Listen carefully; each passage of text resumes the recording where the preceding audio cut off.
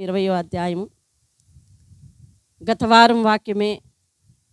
కొత్తగా ప్రకటన గ్రంథం వింటున్న వాళ్ళు ఎవ్వరు భయపడిన అవసరం లేదు. దేవుని వాక్యము వారికి అర్థమవుతుంది.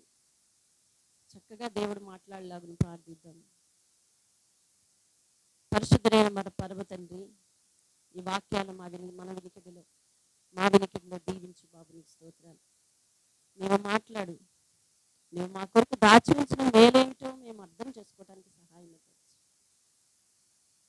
మీరే మహిమ ఘనత ప్రభావాలు పొందమని యేసునామంలో అడిగి వేడుకుంటున్నాను తండ్రి. ఆమేన్. దేవునికి స్తోత్రం కలుగును గాక. విందాం. 20వ అధ్యాయం మొదటి వచనం నుంచి నేను చదువుతున్నాను. మరియు పెద్ద సంఖ్యలను చేత పట్టుకుని అగాధం యొక్క తాళపు చెవి గల ఒక దేవదూత పరలోకం నుండి దిగి వచ్చుట చూచితిని. అతడు ఆది సర్పమును అనగా అపవాదియు సాతానును అను ఆ ఘట సర్పమును పట్టుకుని 1000 సంవత్సరముల వాణిని బంధించి అగాధములో పడవేసి ఆ 1000 సంవత్సరములు గడుచు వరకు ఇక జనములను మోసపరచుకున్నట్లు అగాధమును మోసి దానికి ముద్ర వేసింది. అటు పిమ్మట వాడు కొంచెం కాలం విడిచిపెట్టబడవలేదు. అంతటా సింహాసనములను చూచితిని. వాటి మీద ఆసీనులై ఉండు వారికి విమర్శ చేయుటకు అధికారం ఇవ్వబడింది. మరియు క్రూర మృగమునకైనను దాని ప్రతిమకైనను నమస్కారం చేయక తమ నొసల యందు గాని చేతుల యందు గాని దాని ముద్ర వేయించుకొనని వారిని యేసు విషయమే తామిచ్చిన సాక్ష్యము నిమిత్తము దేవుని వాక్యము నిమిత్తమున శిరచ్ఛేదనము చేయబడిన వారి ఆత్మలను చూచితిని. వారు బ్రతికిన వారై 1000 సంవత్సరములు క్రీస్తుతో కూడా రాజ్యము చేసిరి. దేవుని స్తోత్రం. హల్లెలూయా, హల్లెలూయా. మీకు ఒక వాక్యం చూపిస్తాను చూడండి. 6వ అధ్యాయము, ప్రకటన గ్రంథం 6వ అధ్యాయం 9వ వచనాన్ని నేను చదువుతున్నాను. ప్రకటన గ్రంథం 6. చాలా జాగ్రత్తగా నెమ్మదిగా అర్థం చేసుకోండి. ఆయన 5వ ముద్ర విప్పినప్పుడు దేవుని వాక్యం నిమిత్తము తాము ఇచ్చిన సాక్ష్యము నిమిత్తము వధింపబడిన వారి ఆత్మలను బలిపీఠం క్రింద చూచితిని. వారు నాదా సత్యస్వరూపి పరిశుద్ధుడా, ఎందాక తీర్పు తీర్చకయు మా రక్తము నిమిత్తము భూనివాసులకు ప్రతిదండన చేయకయు ఉందని బిగ్గరగా కేకలు వేసిరి. తెల్లని వస్త్రము వారిలో ప్రతివానికి ఇయ్యబడెను. మరియు వారి వలనే చంపబడబోవు వారి సహదాసుల యొక్కయు సహోదరుల యొక్కయు లెక్క పూర్తి అగు వరకు ఇక కొంచెము కాలం విశ్రమించవలనని వారితో చెప్పబడెను. దేవునికి స్తోత్రం కలిగింది. ముందు నుంచి విన్నవారు మరికి కొంచెం అర్థమవుతుంది, లేకపోయినా ప్రమాదం ఏమీ లేదు. జాగ్రత్తగా పరిశుద్ధాత్మ మీకు కూడా అర్థం చెప్తాడు. కొత్తవారు ఎవరైనా ఉంటే వారికి మీ సొంత బైబిల్ ఇవ్వండి. మీరు వేరే ఆల్టర్నేటివ్ చూసుకోండి. వారిని బైబిల్లోనే వాక్యం చూడనివ్వండి, వినండి. దేవుని వాక్యము 20వ అధ్యాయం మొదటి వచనములో ఆది నుంచి మనిషిని మోసము చేసే ఆ ఘట సర్పం, ఆది సర్పం, దానికి మూడింది అనాలి, అంతే కదా? అవును. ఎలా మూడింది? సంఖ్యల చేత బంధింపబడింది. రెండోది పట్టుకొనబడింది. జాగ్రత్తగా విను. రెండవ వచనంలో ఉంది చూడండి. ఆది సర్పం అనగా అపవాది సాతాను అనే ఆ ఘట సర్పము పట్టుకొని తర్వాత బంధించి ఏంటండి పడవేసి మూసివేసి, అగాధమును మూసివేసి ముద్ర వేసి. అర్థమవుతుందండి? వాడికి కలిగిన స్థితి అర్థమవుతుందా? పెద్ద సంఖ్యలు పట్టుకున్నాడు. ఫస్ట్ ఏం చేశాడు? వాడిని పట్టుకున్నాడు, తరువాత పడవేశాడు, తర్వాత అగాధంలో బంధించాడు, తర్వాత ముద్ర వేశాడు. అగాధంలో పడవేసి దానికి ముద్ర వేశాడు. వినండి, యేసయ్య ఈ భూమి మీదకి వచ్చి సువార్త ప్రకటించిన తరువాత ఈ లోక అధిపతి అపవాది ప్రభువుని చేసింది ఏమిటి? పట్టుకుంది, బంధించింది. అవునా? పట్టుకుంది, బంధించింది, శిక్షలో పడవేసింది, సమాధిలో దాచింది, ముద్ర వేసింది. అవునా? దేవుని వాక్యాన్ని జాగ్రత్తగా టాలీ చేసుకోవాలి. ఎందుకు టాలీ చేయాలి అని అంటే, దేవుడు ఏ కాలంలో చెప్పిన మాట కూడా అది ఏ కాలానికైనా తప్పు కాదు. అర్థమవుతుంది? ఇప్పుడు అపవాది ప్రభు విషయంలో విత్తింది. ఏం విత్తింది? గత వారం అదే విన్నాం మనం. మనుష్యుడు ఏ పంట విత్తుతాడో అదే పంటకు వస్తాడు. అందుకే జాగ్రత్త అంటా ఉన్నాడు. మనం ఎవరైనా అన్యాయానికి గురయ్యామనుకోండి, అవతల వారిని ఏమన్నా తెలుసా, దేవుడు ఉన్నాడు చూసుకుంటాడు అంటున్నాడు. అంటే నీ లెక్క ఆయన చూడడానికి ఏంటి లాభం అంటే, ఆయన ప్రతి క్రియను చూస్తున్నాడు. ఎవడు ఏ పంట పెడితే ఆ పంట అడిగి ఇచ్చేస్తాడు అనమాట. ఇందులో సింపుల్ ఈక్వేషన్. ఇప్పుడు వినండి, అపవాది దేవుని విషయంలో ఏం చేయాలనుకుందంటే పట్టుకుంది, బంధించింది, తర్వాత శ్రమలో పడవేసింది, సమాధిలో దాచింది, మూసేసింది కదా, ముద్ర వేసింది. దేవుని స్తోత్రం. ఇప్పుడు అదే పంట ఇప్పుడు కోస్తాడు. అదే పంట ఇప్పుడు కోస్తా ఉన్నాడు. Same as it is. చూసినావా? As it is. అగాధపు తాళపు చెవి గల, అగాధపు తాళపు చెవి, పాతాళపు తాళపు చెవి ఎవరి దగ్గర ఉందంటండి? అసలు పాతాళం అంటే మన భాషలో ఏమనుకుందాం? నరకం. నరకం యొక్క తాళపు చెవి ఎవరి చేతిలో ఉందని 1వ అధ్యాయం చెప్తుంది, దేవుని చేతిలో. అంటే ఒక మనిషి నరకానికి వెళ్ళాలంటే ఎవరు తాళం తీయాలో మీకు అర్థమైంది ఇప్పుడు? అంటే నరకానికి పంపించేది సాతాను కాదు. జాగ్రత్తగా అర్థం చేసుకో. నరకానికి పంపించేది సాతాను కాదు. నరకానికి వెళ్ళే అర్హతను తెచ్చేటట్టుగా తయారు చేసేది సాతాను. ఒక మనిషిని పాపము అనే బంధకాలతో పట్టుకుంటుంది కదా. అపవాది అందరి విషయంలో ఇదే పని చేస్తుంది. ఒక మనిషిని పట్టుకుంటుంది. ఫస్ట్ ఒక మనిషిని ఏం చేస్తుంది? అపవాది పట్టుకుంటుంది. జాగ్రత్తగా విను. ఆ మనుషులు మనమేమేమో ఒకసారి ఆలోచించుకోవాలి. లేదా ఒకప్పుడు ఉండుంటామేమో, లేదా రాబోయే రోజుల్లో పడబోతామేమో, జాగ్రత్త చూసుకోవాలి. ఒక మనిషిని ఏం చేస్తుంది? అపవాది పట్టుకుంటుంది. ఇక తప్పించుకొని పోకుండా ఒక వ్యసనం చేత కానీ, ఒక చెడు గుణము చేత కానీ, లేదా పరిచయాల చేత కానీ, పాపము చేత కానీ ఆ వ్యక్తిని ఏం చేస్తుందంటే బంధించుతుంది. అవునా? మీరు జాగ్రత్తగా ఆలోచించండి. ఇది యేసు విషయంలోనే కాదు, ప్రతి వ్యక్తి విషయంలో దేవుడు అపవాది ఇట్లనే చేసింది. ఒక మనిషిని ఏం చేసింది? పట్టుకుంది, బంధించింది, తర్వాత శిక్షలో పడవేస్తుంది. అంటే పాపానికి శిక్ష ఏమిటి? తప్పదు కదా, పడవేస్తుంది. ఇక నువ్వు ఇందు నుంచి తిరిగి తప్పి వెళ్ళకూడదు అని చెప్పి ముద్ర వేసేస్తుంది. దానికి తోడు మనమేమి ముద్ర వేస్తున్నాం తెలుసా? వాడిని మార్చడం మన తరం కాదండి అని మనం స్టాంప్ వేసేస్తున్నాం. అదో స్టాంప్ వేసేస్తుంది. వీడు వ్యసనపరుడు, వీడు దుర్మార్గుడు, వీడు మూర్ఖుడు, ఈమె అలాంటిది, ఆమె అలాంటిది, ఆమె మూర్ఖురాలు, ఆమె వ్యభిచారి, ఇట్లాంటివన్నీ ముద్రలు అదేస్తుంది. అర్థమవుతుందా నీకు? అపవాది ముద్ర వేస్తుంది. దానికి తోడు మనమే ముద్ర వేస్తున్నామని తెలుసా?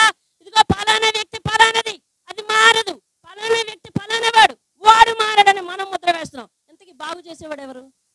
చూసావా? బాగు చేసేవాడు దేవుడు ఒక్కడే.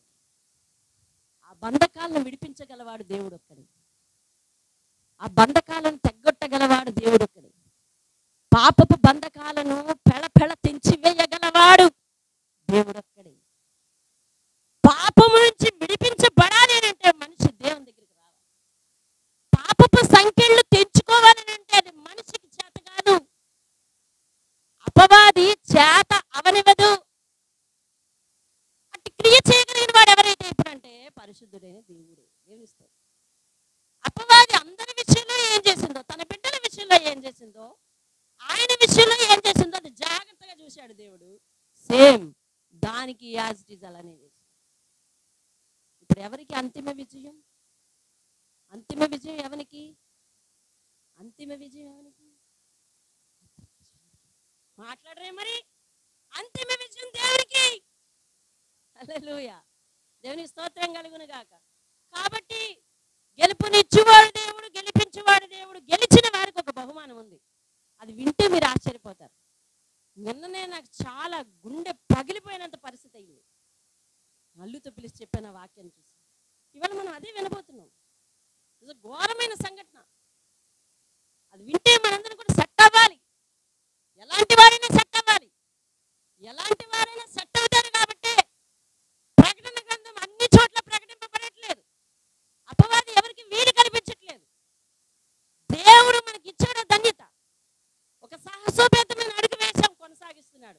20 వారాలు బ్రతికామండి, 20 అధ్యాయాలు బ్రతుకొచ్చాం. దేవుని స్తోత్రం కలుగును కాదు. హల్లెలూయా. ఈ 20లో ఎన్ని మిస్ అయినారో, ఎన్ని అనుకున్నారు, ఎన్ని ఆదివారాలు మీరు మానేసుకున్నారో అది మీరు ఆయన లెక్క చూసుకోండి. నేను వద్దా గొడవల్లో. వినండి, అపవాదికి యాక్సిస్ అదే చేసినాడు చూసావా ఇకట. అది ఎలా బంధింపబడిందంటే చూడండి ఇక్కడ. ఆ 1000 సంవత్సరములు గడిచే వరకు ఎన్నాళ్ళు బంధించి ఉంచాడంటండి? ఎన్ని సంవత్సరాలు బంధించి ఉంచాడు? వినాలి ఈరోజు మీరు ఓపిక పట్టి. 1000 సంవత్సరాలు బంధించి ఉంచాడు. ఈ 1000 సంవత్సరాలు మనం ఏం చేస్తాము? విందాం, కంగారు పడకుండా విని. ఈ 1000 సంవత్సరాలు గడిచే వరకు అపవాదిని బంధించి ముద్ర వేసి పెట్టాడు. ఎలా, ఎందుకు పెట్టాడంటే తెలుసా? ఇక జనములను మోసపరచకుండానట్లు అగాధమును మూసి, చూసావా దానికి ఏం చేశాడంట? ముద్ర వేసి. ఏం చేయకుండా అంటండి? ఏం చేయకుండా అంట? మోసపరచకుండా. ఎవరిని? ఆ జనులంటే ఎవరు? మళ్ళీ మోసం చేయకుండా దేవుడు ఏం చేశాడంటండి? ముద్ర వేశాడు. అంటే ఒక మాట ఉంది, అంటే అపవాది చేసేది ఏమిటన్నమాట? మోసం. అపవాది చేసేది ఏమిటి? మోసం. కానీ మనిషి బాగా నమ్మేది దైవాన్ని కాదు, దయ్యాన్నే. దయ్యానికి భయపడినంత భయము దేవుడి విషయంలో మనిషికి ఉండదంటే సత్యమేనా కాదా? సత్యమే. దేవుడు నిన్ను శిక్షిస్తాడంటే శిక్షించండి. మరి దయ్యం అంటే అయిపోయి ఎక్కడ అంటావు? ఎక్కడ దయ్యం? నీకు తెలుసు దీపం ఆరిపోతే దయ్యం వచ్చేస్తుందని కదా. మీళ్ళల్లో చీకటి కరెంట్ ఆరిపోతే ఎంతమందికి దయ్యం వస్తుందని భయం ఉంది చెప్పండి? ఇలా అడిగితే చెప్పండి. చీకటి అంటే ఎంతమంది భయం చెప్పండి? మీరు చెప్పేదంతా అబద్ధం అని నాకు తెలుసు. కరెంట్ కానీ పోయిందా చివరి రూమ్లోకి వెళ్ళాక చెప్పాలి మన తిప్పలు. 10 మందిని కేకేసేస్తుంటాం కదా. నేను పిల్లలకి చెప్పాను, కరెంట్ ఆరిపోయిందంతే. కరెంట్ ఆరిపోయిన వెంటనే దయ్యాలు వస్తాయి, వెలుతురు వచ్చిన వెంటనే పరిశుద్ధాత్ముడు వస్తాడు అని లేదు. దేవుని స్తోత్రం. గాఢాంధకారపు లోయలో నువ్వు ఉన్నా దేవుడు నిన్ను ఆదుకుంటాడంటే దేవుడు నిన్ను విడిచిపెట్టలేదు. దేవుని స్తోత్రం. ఇప్పుడు చీకట్లో నువ్వు భయపడవలసిన అవసరం ఉందా? ఇన్ని చెప్తున్నావు అక్క, నీకు భయం లేదా? ఉంది. కానీ దేవుని మీద ఆధారపడాలంటాను. దేవుని స్తోత్రం. మనం నాశనం కాము అని ధైర్యంగా ఉండాలంటాను నేను. నా మాట అర్థం చేసుకోండి, పరిశుద్ధాత్ముడు చెప్పమన్న మాట ఇది కదా. అలాగే మన జీవితంలో చీకటి అనే కష్టం వచ్చిందనుకో మనం అంతం అయిపోము. దేవుడు మనల్ని విడిచిపెట్టలేదు. కష్టం అనేది చీకటితో పోల్చుకో. కష్టం అనే దాన్ని చీకటితో పోల్చుకో. కష్టం వస్తే దేవుడు విడిచిపెట్టేశాడు, కష్టం పోయిందంటే దేవుడు పట్టుకున్నాడు కాదు. కష్టంలో కూడా నిన్ను విడిచిపెట్టడు. దేవుని స్తోత్రం. కష్టంలో కూడా నిన్ను విడిచిపెట్టడు. అర్థమవుతుందా? పాపం అనేది చీకటి, పరిశుద్ధత అనేది వెలుగు. నువ్వు పాపంలో ఉన్నంత మాత్రాన దేవుడు నిన్ను విడిచిపెట్టడు. చెప్తుంటాడు. వింటే క్షేమంగా బయటకు వస్తావు, లేకపోతే దెబ్బలు తిని బయటకు వస్తావు. వింటే క్షేమంగా బయటకు వస్తాం, లేకపోతే దెబ్బలు తిని బయటకు వస్తాం. 2 రకాల అనుభవాలు మాకున్నాయి. చీకటి ఉన్నంత మాత్రాన దేవుడు, ఈ లోకంలో మనిషి చీకటికి దయ్యానికి భయపడినంతగా దేవునికి భయపడ్డండి. ఎందుకంటే దేవునిది దీర్ఘశాంతం, దయ్యానికి స్పాట్ అటాక్. అది అర్థమైందా? దయ్యం అంటే ఎందుకు భయం అంటే దయ్యానికి స్పాట్ అటాక్, దేవునిది దీర్ఘశాంతం. అర్థమవుతుందా? దయ్యం దాని మాట వినకపోతే లాగిపెట్టి అక్కడ ఇచ్చేస్తుంది, కానీ దేవుడు అంటే ఇవ్వడు. కానీ విను, దేవుని చేతిలో ఉన్న నీకు దయ్యాలు నీ మీద అధికారం లేదు. దేవుని స్తోత్రం. మీలో ఎవరికైనా దయ్యం పట్టిందంటే అది ఉత్తిది, దాని ప్రభావం ఉందేమో కానీ నీవు ప్రార్థన చేస్తే విడిచిపెట్టి వెళ్ళిపోద్ది, కానీ హాని చేయదు. దేవుని స్తోత్రం. కొన్నిసార్లు మన పిల్లల విషయంలో, మన వాళ్ళ విషయంలో కొంచెం చిన్న అటాక్ ఉందని అనుకుంటా. అటాక్ ఉందంటే అది ఆవరించడానికి వచ్చింది, కానీ నిన్ను హాని చేయడానికి దానికి అధికారం లేదు. అది హాని చేయడానికి అధికారం లేదు. దేవుడు నీ మీద దానికి అధికారం ఇవ్వడు. వినండి, ఇప్పుడు ఎవరిని మోసం చేయకుండా ఏం చేశాడంట? దేవుడు దాన్ని ముద్రించి ఉంచాడు. అపవాది చేసేది ఏమిటంట? మోసం. దేవుని స్తోత్రం కలుగును. ఇంటికి ఆ ఎదురుగుండా కలబంద మట్ట, బూడిద గుమ్మడికాయ, దిష్టి బొమ్మ ఇవన్నీ పెట్టుకోకపోతే నీకు దిష్టి తగిలి ఇంట్లో నువ్వు క్షేమంగా ఉండవు, పచ్చగా ఉండవు. ఇది అపవాది పెట్టే బోధ. దీనికి పడి దాన్ని పాటించిన వాళ్ళు ఎంతమంది గతంలో? ఎవరు చేయట్లేదు, నేనే ఎత్తాను, నేనే. అవునా కాదా చెప్పండి? అవును. ఈరోజు మీ ఇంటికి ఏమున్నాయి? ఈరోజు మీ ఇంటికి ఏమున్నాయి? దేవుడు చెప్పే వాస్తవం ఇది, అపవాది చేసే మోసం అది. అదవుతుందా? వాస్తు లేకపోతే గతి తల్ల కిందలైపోతుంది. ఇదెవరు చెప్పేది? మంచి ఎదురు చూసుకొని వెళ్ళలేదు అనుకో, క్షేమంగా ఇంటికి తిరిగిరావు. ఇది ఎవరు పెట్టేది మాస్టర్? మీలో ఎదురు చూసేవాళ్ళు చేతులతో గబగబా ఎదురు చూసేవాళ్ళు లేరు కదా. ఇప్పుడు ఎవరు ఎదురు చూస్తున్నావు? దేవుని కేసి ఎదురు చూస్తున్నాం తప్ప మనకెవరు ఎదురు రారు. దేవుని స్తోత్రం కలుగును. ఆ ఎదురొచ్చే వారిలో ముందు అపవాది ఎదురు రాదు, అంతే. దేవుని స్తోత్రం. ప్రార్థన నీకు రక్షణ. దేవుడు ఆయుధం నీ చేతిలో పెట్టాడు, నీ నోట్లో పెట్టాడు. అపవాది చేసే మోసం అది. కరెక్ట్గా గుండె దాకా ఏలాడే తాయితు కట్టుకో, నీకు రోగం పోద్దని చెప్తుంది అది. యేసు రక్తాన్ని నుదుటి మీద పెట్టుకో, యేసు నామాన్ని జపించు. నువ్వే జపించు, నేను వచ్చి బాగు చేయడం కాదు, నువ్వే బాగవుతా అని చెప్తాడు దేవుడు. వాస్తవాన్ని నమ్మేది ఎవరు? మోసానికి పడేది ఎంతమంది చెప్పు? మీకు అర్థమైందా? వాస్తవాన్ని నమ్మేది ఎవరు? ఇంకా తెలుసా అపవాది ఎంత చీటింగ్ చేస్తుందో తెలుసా? సపోజ్ మన ఇంట్లో ఏదో పక్కింటి వాళ్ళ మామిడి మొక్క ఏదన్నా మన ఇంట్లోకి తొంగింది అనుకోండి, అర్థమైందా? అటు ఇడా చూడ మన ఇంట్లోకి వచ్చింది మొత్తం కోసి. అపవాది ఏం చెప్పుద్ది తెలుసా? ఇటువైపు వచ్చిన కాయలు అలాగే లెక్క. ఇలాంటి చీటింగ్లు కూడా పడిపోతామంటే తెలుసా నీకు? అపవాది అంటే పెద్ద బ్రహ్మాండమైనది, అది నా దగ్గరికి రావడానికి అధికారం లేదన్నాడు దేవుడు. కాబట్టి నేను మోసపోను అని అనుకున్నా. ఇలాంటి విచిత్రమైన లక్షణాలను పెట్టి కూడా మోసం. నమ్ముతావా? నమ్మకాన్ని పోగొట్టేది అపవాది చేసే లక్షణం. యథార్థతను కూలిపోయేటట్టు చేసేది నమ్మకాన్ని అపవాది చేసే లక్షణం. ఇవన్నీ మీకు ఎలా తెలుసక్క? వాక్యం చెప్తుంది, అబద్ధానికి జనకుడు అతడు అని. దేవుని స్తోత్రం. యోహాను రాసిన పత్రికలో ఉంటుందండి అది. అది అబద్ధమునకు జనకుడు అపవాది.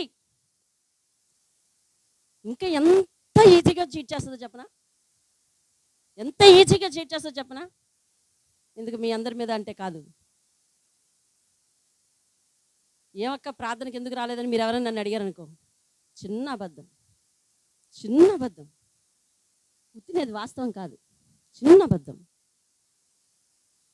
ఇలాంటి వాటితో కూడా నువ్వు పడిపోయేలా చేస్తుంది, నిన్ను గొప్ప చేసుకునేలా చేస్తుంది, నిన్ను ఇతరులకు దొరకనివ్వకుండా చేస్తుంది. నీకు ఇంకో విషయం చెప్పనా? 10 మంది యవ్వనస్తులను కానీ, లేదా 10 మంది మగపిల్లలను కానీ, లేదా 10 మంది ఆడపిల్లలను కానీ భుజం మీద చేసి చర్చికి తీసుకెళ్దా రా అని ఒక్కళ్ళని నడిపించను. అవునా కదా చెప్పు? అదే యవ్వనస్తులు భుజం మీద చేసి ప్యాకెట్కి వెళ్దామను, తాగుడికి వెళ్దామను, సినిమాకి వెళ్దామను రాని వాళ్ళు ఎంతమంది? అందరూ వస్తారు. అవునా కదా? అవునా? వాస్తవేనా? ఇప్పుడు అపవాది చేసే మోసం ఇది. అపవాది చేసే మోసం అండి ఇది. అపవాది చేసే మోసం అర్థమవుతుందా? ఈరోజు దేవుని సన్నిధానానికి వెళ్తే నీకేమొస్తుంది? ఇదిగో నువ్వు ఇక్కడ ఉంటే ఇంత వస్తుంది అని చెప్పుద్ది చూడు, అది అపవాది చేసే మోసం. చాలా బాగుందక్క, అన్నీ చెప్పేద్దాం అనుకుంటున్నావేమో. నిర్గమకాండంలో నెరవేర్పు ఉంది ఇప్పుడు నేను చెప్పిన దానికి. అధిక డబ్బు, అధిక పని, అధిక శ్రమ, ఇవన్నీ దేవుని సన్నిధానానికి వెళ్ళే ఆటంకాలుగా నిర్గమకాండంలో ఉన్నాయి. ఇవన్నీ దేవుని చిత్తమైతే ఒకసారి మీకు చెప్తాను. మోసం చేసి కుండునట్లు దేవుడు దాన్ని బంధించాడు. అంటే నేను ముందుకెళ్తున్నాను చూడండి. ఇప్పుడు ఏం జరిగింది? ముద్ర వేసెను. అటు పిమ్మట వాడు కొంచెం కాలము, ఇది నేను తర్వాత చెప్తాను, గుర్తుపెట్టుకోండి, నేను మర్చిపోయి నాకు గుర్తు చేయండి. ఈ వాక్యం ఇప్పుడొద్దు. అంతటా సింహాసనములను చూచి తిని, ఇంతకీ చూచే వ్యక్తి ఎవరండి? ఆయన మర్చిపోకండి. అది ఈ సింహాసనములను నేను చూచి తిని, వాటి మీద వాక్యం చూడమ్మా, వాటి మీద ఆసీనులై ఉన్నారు కొంతమంది. విమర్శ చేయడానికి వాళ్ళకి అధికారం ఇచ్చాడు దేవుడు. మరియు 13వ అధ్యాయంలో 14వ అధ్యాయంలో జరిగినట్లుగా క్రూర మృగము మాట్లాడే విగ్రహం అక్కడ ఉంది. అద్భుతం ఏమిటంటే విగ్రహం మాట్లాడేస్తుంది. దానికి ఆ రోజు అందరూ ఆశ్చర్యపడిపోయి, ఇప్పటి వరకు మాట్లాడిన వాడిని పూజించాం కానీ ఇదే విచిత్రము, మాట్లాడుతుంది, ఇదే నిజమైన దేవుడిని సాగిలపడ్డారు ఆ రోజు. తరువాత దాన్ని ముద్ర వేయించుకోమని బలవంతం చేశారు అందరూ. అలా చెయ్యని వారు ఉన్నారు కదండి, అలా చెయ్యని వారు ఉన్నారు కదా. ఇప్పుడు చదువు. క్రూర మృగమునకైనను అంకిత, వాటి ప్రతిమకైనను నమస్కారము చెయ్యక. ఆ పదం విన్నారా? చెయ్యక అంటే చెయ్యకుండా. తమ నొసళ్ళ యందు గాని చేతుల యందు గాని దాని ముద్ర వేయించు కొనని వారిని యేసు విషయమై తామిచ్చిన సాక్ష్యము నిమిత్తము, దేవుని వాక్యము నిమిత్తము శిరచ్ఛేదనము చేయబడిన వారి ఆత్మలను చూచి తిని. దేవుని స్తోత్రం కలుగునవారు. కొత్త వారు ఉన్నారు. 13వ అధ్యాయంలో ఒక ప్రతిమ నిలబడి మాట్లాడింది, అద్భుతాలు చేసింది. ఆ రోజు ఆ అబద్ధ ప్రవక్త, అబద్ధ బోధకుడు ఎవరైతే ఉన్నాడో వాడు అన్నాడు, ఇదిగో దీనికి సాగిలపడి నమస్కరిస్తూ, ఇదిగో ఇన్నాళ్ళు ఎప్పుడైనా మాట్లాడటం చూసారా, ఇది ఇప్పుడు మాట్లాడుతుంది కాబట్టి ఇదే నిజమైన దేవుడు, ఇదే సృష్టికర్త అని మనుషులను మభ్యపెడితే వారందరూ వచ్చి సాగిలపడ్డారు. సాగిలపడ్డ తర్వాత ఇప్పుడు వారికి తినడానికి ఆహార పదార్థాలు అవన్నీ ఎక్కడ వెంట? దీని ముద్ర వేయించుకుంటేనే వెళ్ళి కొనుక్కోవడానికి, రేషన్ ఇవ్వడానికి, వ్యాపారం చేసుకోవడానికి, అవన్నీ కూడా ప్రయాణాలు చేయడానికి అటన్నిటికీ అధికారం ఇవ్వబడింది. కొంతమంది ఏం చేశారు? సృష్టికర్త వేరు, ప్రతిమ వేరు. ప్రకటన గ్రంథంలో దేవుడు ముందే రాసి ఉంచాడు కదా. మనం భూలోకంలో ఉంటుండగా, మన వాక్యం ప్రకటింపబడుతున్నప్పుడు మనం విన్నాం కదా, మనం చదువుకున్నాం కదా, బైబిల్లో రాసింది కదా, ఈ మాట్లాడే ప్రతిమ విగ్రహం కాదు, నిజమైన దేవుడు కాదని రాసింది కదా. కాబట్టి మనం లొంగకూడదు. ఎలాగా మొదటి రాకల్లో ఎత్తబడలేకపోయి,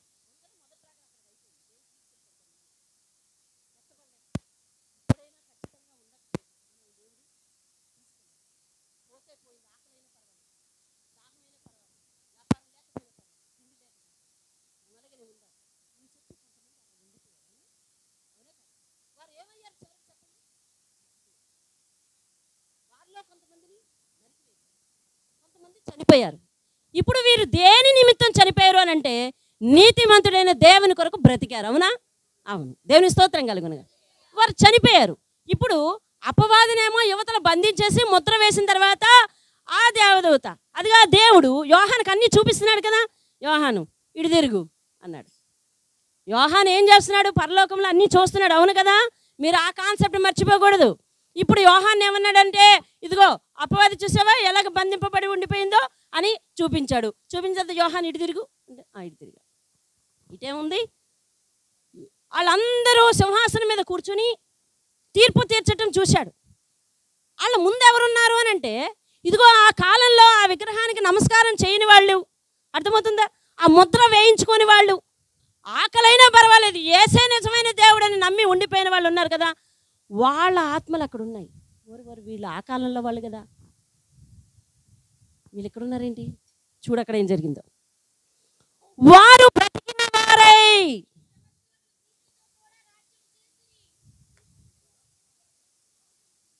ఆ రోజు దేనికోసం చనిపోయారండి? యేసు కొరకు, యేసు నామం కొరకు, నీతి కొరకు చనిపోయారు. అపవాది మోసంలో పడలేదు ఆ రోజు. చూసావా? ఖచ్చితంగా ఉంటే ఏంటండి అని బల్ల గుద్దేసుకుంటావు. ఎందుకు? ఖచ్చితంగా ఉంటే ఆయనతో పాటు 1000 ఏళ్ల పాలనలో ఉంటావు. దేవుని స్తోత్రం. ఇప్పుడు వింటున్నారా? ఈ సింహాసనం ముందు ఉన్న ఆత్మలు వీలివంట. వాళ్ళు బ్రతికిన వారై ఎట్లాగున్నారంటండి? 1000 సంవత్సరాలు క్రీస్తుతో కూడా రాజ్యం చేయడానికి సిద్ధంగా ఉన్నారు. మీరు ఒక మాట గ్రహించండి, ఆ రాజ్యము పరలోకంలోది కాదు, భూమి మీద జరుగుతుంది. ఇప్పుడు దేవుని స్తోత్రం కలుగునుగాక. హల్లెలూయా. ఇప్పుడు ఇందులో ఎవరెవరు ఉంటారో ఒకసారి ఆలోచించు, జాగ్రత్తగా అర్థం చేసుకో. ఆ 1000 సంవత్సరములు గడుచు వరకు, జాగ్రత్తగా అర్థమవుతుందా?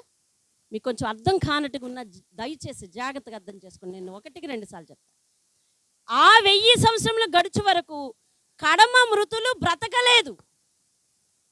కడమ మృతులు బ్రతకలేదు. ఏమర్థం కాదు, కడమ మృతులు బ్రతకలేదు. ఇది మొదటి పునరుద్ధానము అన్నాడు. జాగ్రత్తగా వినండి, కొంచెం కన్ఫ్యూజ్గా ఉంది కదా.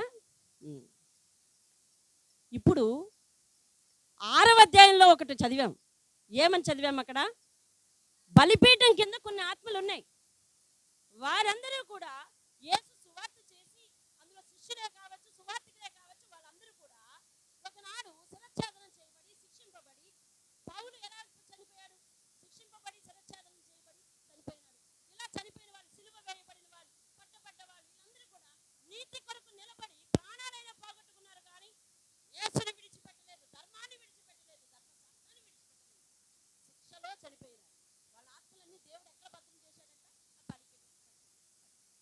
ఒకరోజు అడిగారు, మమ్మల్ని ఎంతగా తీర్పు తీర్చుకుని బలిపీఠం కింద ఉంచుతావు అని అన్నారు.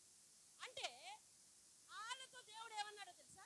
ఇదిగో మీతో పాటే ఇంకా శిక్షింపబడవలసిన వాళ్ళు, యేసు కొరకు నీతి కొరకు నిలబడి శిరచ్ఛేదనం చేయబడవలసిన వాళ్ళు, ధర్మము కొరకు నిలబడేవాళ్ళు, ధర్మశాస్త్రం కొరకు నిలబడేవాళ్ళు, క్రీస్తు కొరకు బ్రతికేవాళ్ళు, చాలా మంది హతసాక్షుల లెక్క పూర్తి అగు వరకు మీరు ఎక్కడే ఉండాలి అన్నాడా?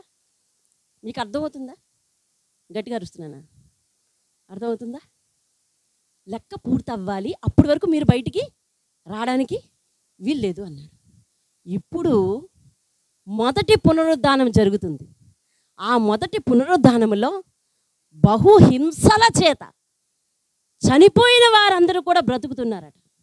6వ అధ్యాయంలో వారికి తెల్లని వస్త్రాలు ఇవ్వబడ్డాయని రాశాడు. దేవునికి స్తోత్రం.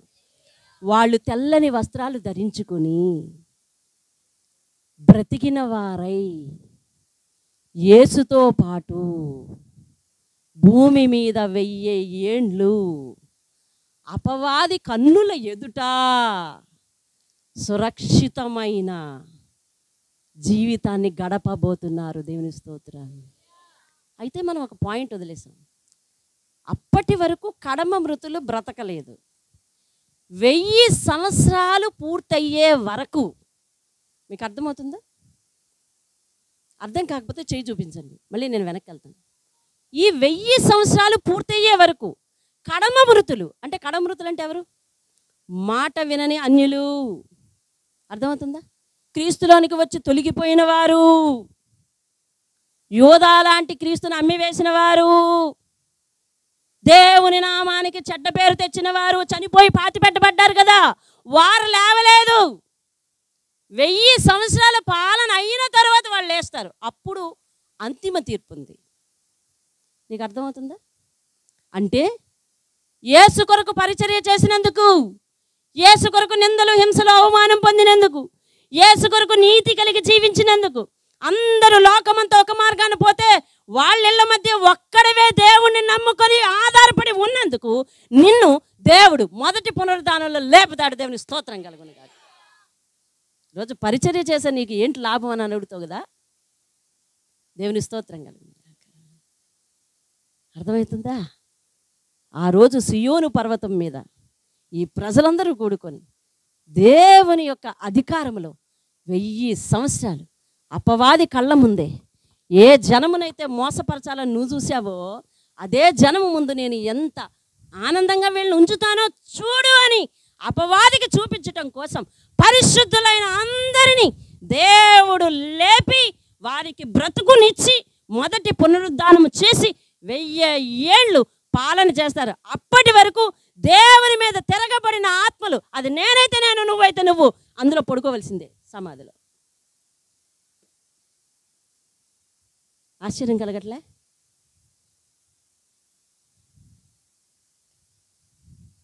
ఈ కాలంలో దేవుని కోసం ఇంత వదులుకోవడానికి మనం బతపడతాం. అయ్యో అందరూ ఏమంటారండి?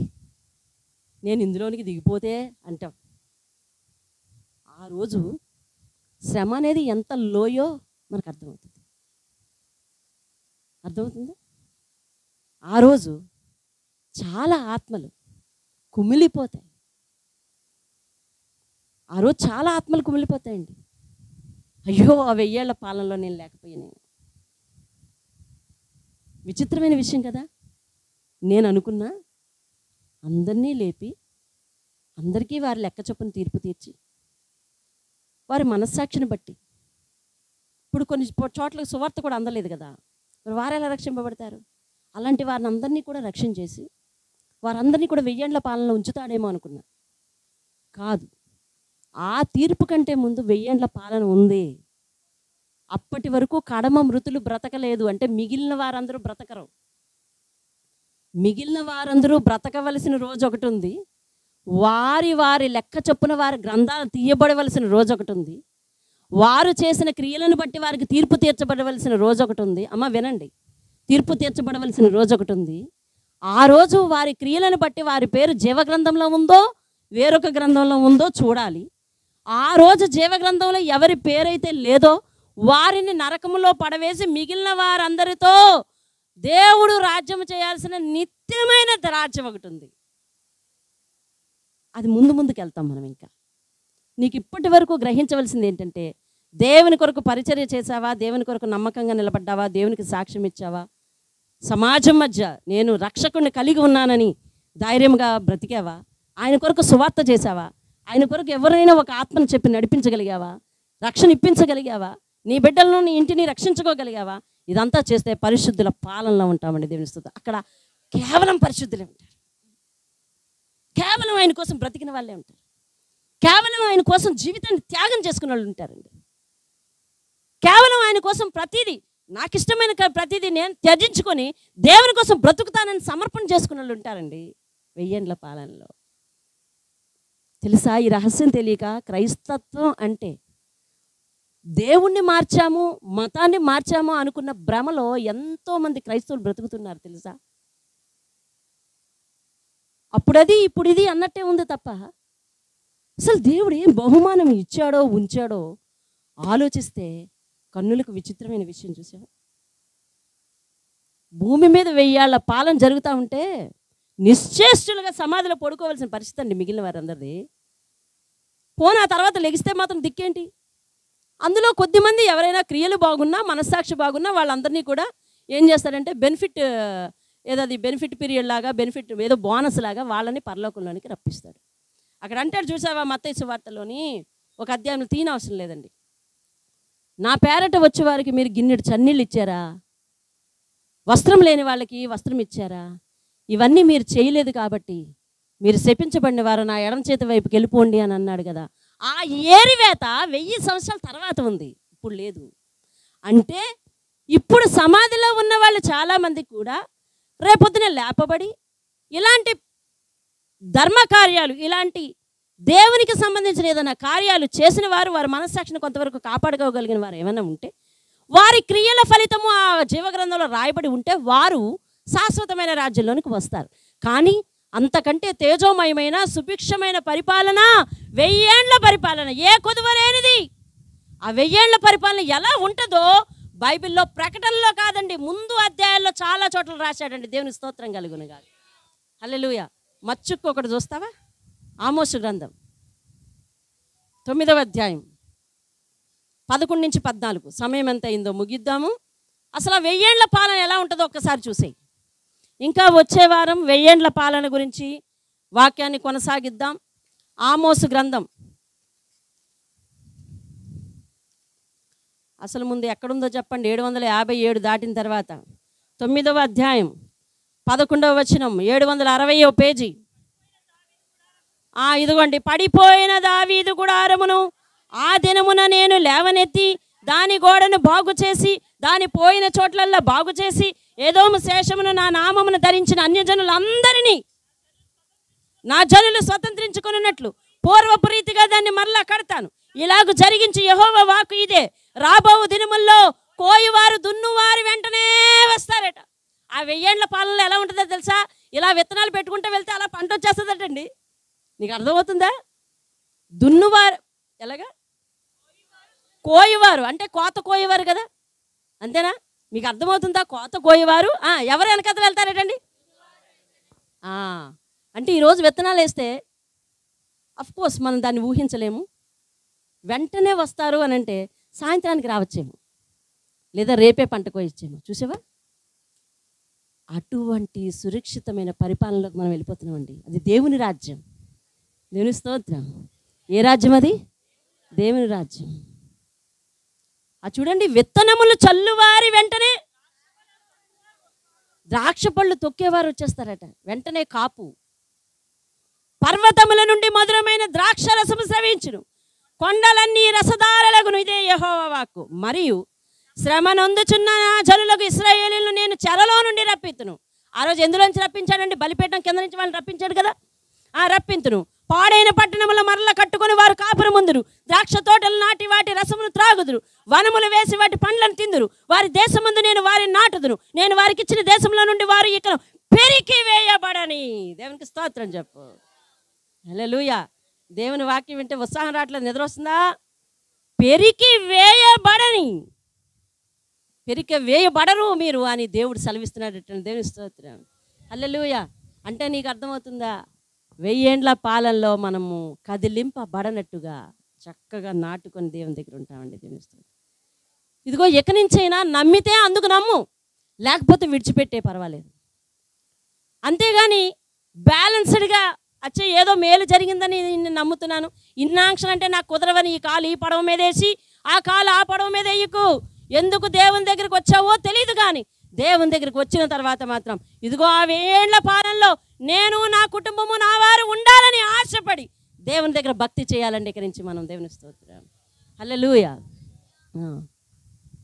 ఈరోజు అసలు మనుషులకు భక్తి ఎందుకు చేస్తున్నామో తెలియట్లేదు. వారందరూ గుడికి వెళ్తున్నారు, వీరందరూ మసీదుకి వెళ్తున్నారు, నేను అలాగే చర్చికి వెళ్తున్నాను అనుకుంటున్నాను. నిజానికి వారం పొద్దు వారు వెళ్ళిన క్రమం కూడా వారం పొద్దు నీకు ఉండట్లేదు. ఎందుకంటే దేవుడు అంటే నీకు భయం లేదు. నెలనాడు వారికి ఉన్న నిష్ట నెలనాడు నీకు ఉండట్లేదు. వారు ఆ నిష్టలో వారికి మోక్షం దొరుకుతుందని చేస్తున్నారు, కానీ మోక్షాన్ని దేవుడు నాకు ఎప్పుడో సిద్ధం చేశాడనే భ్రమలో నువ్వు ఉంటున్నావు. లేదు, నిష్ట చేసిన వారికి దేవుని స్తోత్రం కలుగును. సృష్టికర్త యందు నిష్టం చేయకపోతే నీకు పరలోకం ఎక్కడిది? అర్థమవుతుందా? సృష్టికర్త యందు నిష్ట చేయకపోతే నీకు పరలోకం ఎక్కడిది? పర్వాలేదు, దేవుడు క్షమించువాడు అని అన్నాడు కాబట్టి నేను ఇలాగే ఉంటాను, ఇలాగే మాట్లాడతాను, ఇలాగే తాగుతా, ఇలాగే తిరుగుతా, ఇలాగే ఉంటా, ఇలాగే మానను. మానవా? మానను. మానవా? మానననా అంటా ఉన్నాం మనం. కానీ మాననంటే మోక్షం ఎట్టకొస్తుంది నీకు? 1000 ఏండ్ల పాలనలు ఎట్ట ఉంటావు? నీ పేరు జీవగ్రంథం నుంచి ఒక్కసారి కొట్టేస్తే, అసలు నీ పేరు రాసిన నాదుడే నిన్ను కొట్టేస్తే నీకు నాకు దిక్కెక్కడిది? నిష్ట చేయాలంటారా వద్దంటారా? దేవునికి స్తోత్రం. సర్వశక్తిని యందు నిష్ట చేయవా? సర్వశక్తిని యందు పశ్చిమ అవసరం లేదంటావా? సర్వశక్తునికి ఏ అర్పణ అవసరం లేదని చెప్పి నీ హృదయాన్ని నీ దగ్గర బిగబెట్టుకుంటావా? సర్వశక్తునికి ఏ పలహారం అవసరం లేదని నీ అలవాట్లన్నీ నీ దగ్గర బిగబెట్టుకుని పోషిస్తావా? సర్వశక్తునికి కావాల్సింది నీ జీవితం అన్న సంగతి నీకు తెలుసా? దేవుని స్తోత్రం. 1000 ఏండ్ల పాలన ఉందండి. ఈ 1000 ఏండ్ల పాలన మహా అద్భుతమైన పాలన. ఈరోజు మీరు ఒక్కటి చూశారు మచ్చుకి, ఎలాగట? దున్నువారు దున్నుతూ ఉంటుండగానే కోయివారు రెడీ అయిపోతారట. ద్రాక్ష తీగలు నాటుతూ ఉంటుండగానే తొక్కేవారు రెడీ అయిపోతారట. కొండల మీద కూడా ద్రాక్షరసం స్రవిస్తుంది అంటే కొండల మీద కూడా పంటలు పండేస్తాయండి. దేవుని స్తోత్రం. హల్లెలూయా. నా యేసు రాజ్యం అందమైన రాజ్యం, అందులో నేను నివసింతును. నా యేసు రాజ్యం అందమైన రాజ్యం, అందులో నేను నివసింతును. సూర్య చంద్రులు అక్కరలేని రాజ్యం, ప్రభు యేసు క్రీస్తు. సూర్య చంద్రులు అక్కరలేని రాజ్యం, ఉన్న రాజ్యం నా యేసు రాజ్యం, అందమైన రాజ్యం, అందులో నేను నివసింతును. నా యేసు రాజ్యం అందమైన రాజ్యం, అందులో నేను నివసింతును. అవినీతియే ఉండని రాజ్యము, ఆకలి దప్పిక లేని నిత్య రాజ్యం. అవినీతియే ఉండని రాజ్యము, పికలు లేని నిత్య రాజ్యం. ఇక లంచం మోసం లేని రాజ్యం, ఇక లంచం మోసం మోహం ద్వేషం లేని రాజ్యం. నా యేసు రాజ్యం అందమైన రాజ్యం, అందులో నేను అనే నిరీక్షణ ఉంటేనే దేవుని కలిగి ఉందాం. లేకపోతే అవన్నీ వదిలేసుకొని, ఆ వ్యసనాలన్నీ, ఆ సరదాలన్నీ వదిలేసుకుని, ఎందుకంటే ఇప్పటి నుంచే పచ్చు మానేయండి. అర్థమవుతుందా? ఈరోజు అది మానుకోవయ్యా అంటే నీకు కష్టంగా ఉంది, అది వద్దయ్యా అంటే నీకు ఇష్టం లేదు. దేవుని గద్దింపంట మనకి విసుగు కలిగిస్తుందంట. రాత్రి వాక్యం, రాత్రి రాని వాళ్ళందరికీ కంగ్రాచులేషన్స్. అర్థమైందా? దేవుని గద్దింపంట విసుగు వస్తుందంట మనకి. నువ్వు విసిగిపోవద్దు. ఎందుకనంటే నిన్ను ప్రేమిస్తున్నాడు కాబట్టి దేవుడు నిన్ను గద్దిస్తున్నాడు. దేవుని మాట వింటే నీ ఇంటి పేరు, అంటే మీ ఇంటి పేరు ఏం పేరు? మీ ఇంటి పేర్లు బోల్ ఇంటి పేర్లు ఉన్నాయి కదా, అవునా? ఆడవాళ్ళకైతే 2 ఇంటి పేర్లు, మీకైతే ఒకే ఇంటి పేరు, అవును కదా? ఈ ఇంటి పేర్లు కాదు, మన ఇంటి పేరు అంటే క్షేమ నివాసం అని పేరు మారుస్తాడు. దేవుని స్తోత్రం. మోకరించు. అందుకైతే దేవుని నమ్ము, లేకపోతే లేదు. దేవుడు మనకిచ్చిన వాక్యాన్ని మనం యాజిటీజ్గా చెప్పుకోకపోతే, దాస్తే లాభం అనేది లేదు. వింటే క్షేమ నివాసం, వినకపోతే నువ్వే మాట్లాడుకో. ప్రార్థన చేద్దాం.